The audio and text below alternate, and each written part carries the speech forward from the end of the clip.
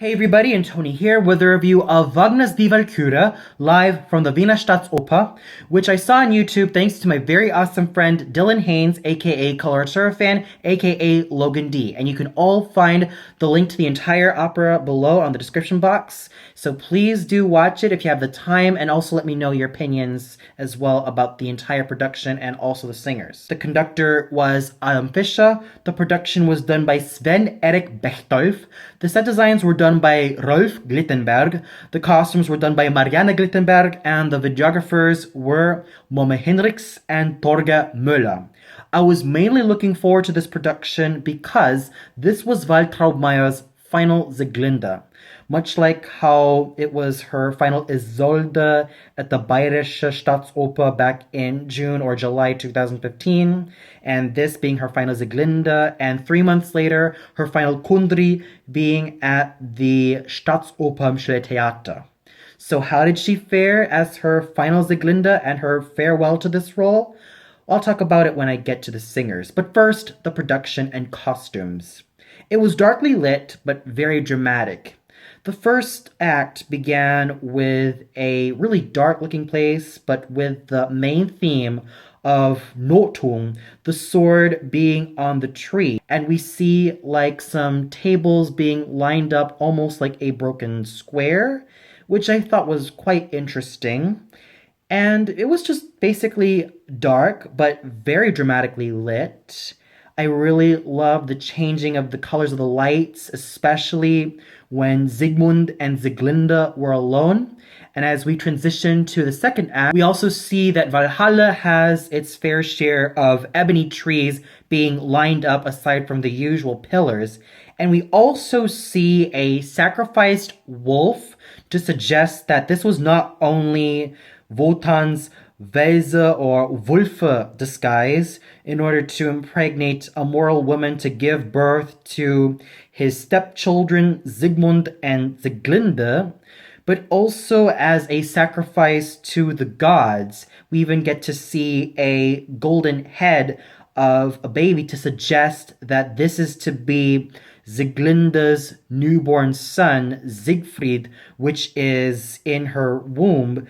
And also, we get to see that as Brünnhilde enters the scene with Siegmund and Sieglinde to announce his forthcoming death, you could also see Brünnhilde touching Sieglinde's womb to suggest that the time is yet to be ripe for Sieglinde to know that she is bearing a child throughout all of her tribulations in the past, finding her brother and going through all the hell that Hunding had to give her before being rescued by her long-lost brother.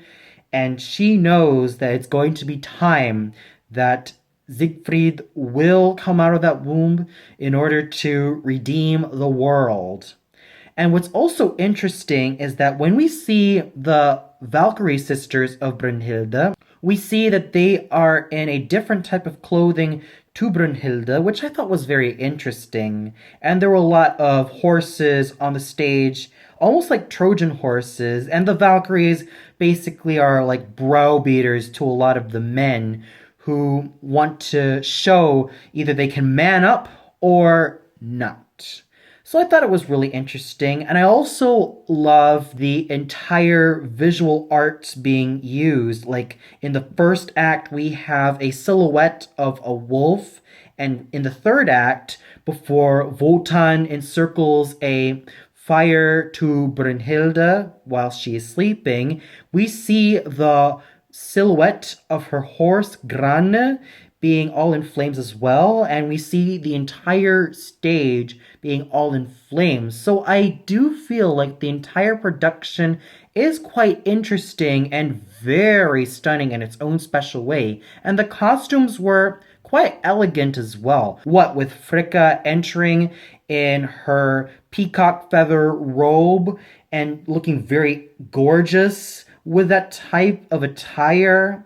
And we also see the Valkyries being differently dressed than Brunhilde's black attire. With them, they wore like a lot of white attire with blood splattered on them, and I thought it was rather interesting. I guess it's also to signalize that Brunhilde is basically the favorite daughter of Wotan, so she gets to have the finer piece of clothing, while the sisters get to be in their usual attire. Though I would have loved to see a lot more distinction between the sisters, like have them wear different colors so I would know which one is who, because with that type of uniformity, it made me not realize who sang who, which was kind of confusing, but I thought it looked quite elegant on them. And overall, the costumes were quite elegant and quite interesting in their own special way. So everything seemed to work in their own special way, which really benefited the entire production. And now we get to the singers, starting off with Sigmund once again being sung by Christopher Ventris, who I also heard a few days ago singing this same role on the radio when this was broadcasted from the Bayreuther Festspielhaus. What did I think of him as Sigmund? As I said before, this is one of his all-time signature roles, and he has a very secure technique and does a very fine job making Sigmund a very heroic yet very passionate hero. What more can I say about someone like Mr. Ventris? He did a very fantastic job really embodying the character with passion and a lot of guts and just a lot of very fine musicianship and a very solid Heldentenor voice, which he is very well known for. Singing his twin sister slash lover, Sieglinde, we have the ever fabulous Waltraud Meier. Over the years since 1992, this has become one of her all-time signature roles until this year when she said farewell to Sieglinde. And I thought that she really went all out with this role. And for someone who's now 60, she still has her very fine and secure technique, which she gives off with aplomb and dignity and a lot of vocal beauty. She is one of my most ideal voices for Sieglinde. She really went all out with this role. She really made her a suffering character. She made her so multidimensional. She made her inwardly strong as well. And you could really see a lot of very interesting facets pouring out of this particular Sieglinde. And she really went out with a bang in this role. She did fabulously, as to be expected from someone as grand and scintillating as Madame Waltraud Meier. This was definitely one of her finest moments as Sieglinde, and she went all out, really making Sieglinde a very wonderful character to root for. And as to be expected, her voice was very homogeneous and has that very wonderful and very steely yet luscious quality. Even though it did lose its shimmer, it still maintained that. And she was the absolute star, really doing such justice to this role and really making the best out of this wonderful, wonderful character. And she wrapped up everything with a very awesome O Herstes Wunder. Then we go to Brunhilde, sung by Linda Watson. Over the years, she has been singing this role and she has gained a lot of praise and a lot of fans due to this very role that she sang. And this has become one of her all-time signature roles.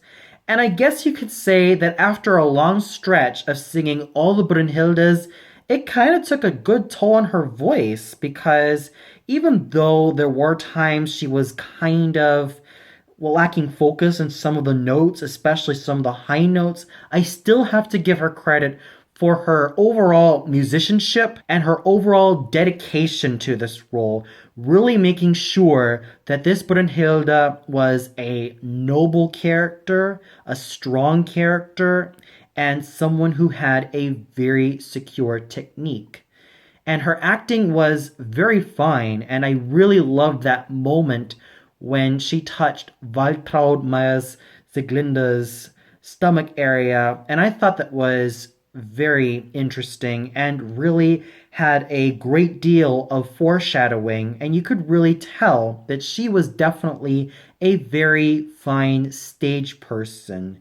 She had a very tall presence on stage, and her voice was really solid all throughout. Then we go to Wotan, sung once again by Tomasz Konieczny, who, as to be expected, had a very fine technique to his voice.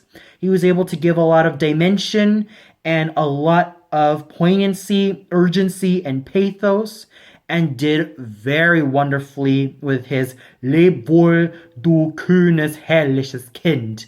And then we have Fricka, sung once again by the magnificent Michaela Schuster, who was absolutely fabulous in the signature role, and she really knew how to make her a strong yet suffering character.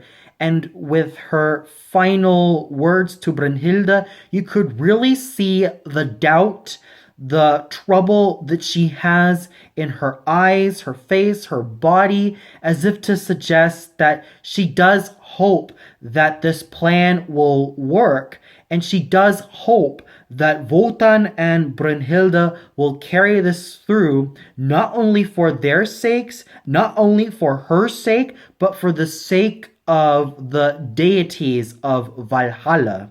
She really knows how to bring poignancy, strength, courage, and determination to a role like this. She makes her someone who's loving, but someone who's commanding.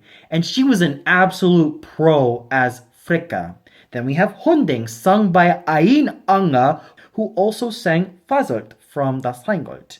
And I thought he did very, very fabulously, really making Hunding a pretty menacing character and quite a bastard to Sieglinde, trying to force himself upon her.